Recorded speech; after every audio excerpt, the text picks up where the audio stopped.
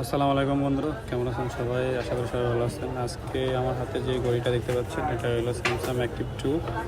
তো এটা আজকে ব্যাটারি রিপ্লেস করব। দেখতে পাচ্ছেন ব্যাটারিটা আমার হাতে।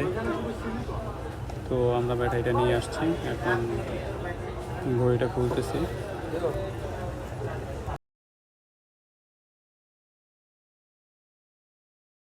ঘড়িটা আস্তে আস্তে খুলবেন, একদম র্যাবন আছে অনেকগুলো, এটা দেখতেই পাচ্ছেন ভিডিওতে।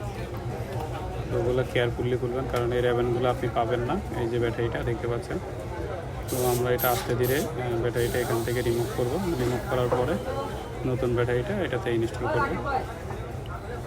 তো এটার নিচে আপনারা সহজে উঠানোর জন্য একটু থিনার দিয়ে রাখতে পারেন। আমি থিনার দিয়ে উঠাইছি যাতে জিনিসটা সুন্দরভাবে উঠে। তারপরে এই যে নতুন ব্যাটারিটা এখানে লাগাই দিচ্ছি। লাগাই দেওয়ার পর ফিটিং করা অলরেডি শেষ। এখন আমরা এটা চেক করব।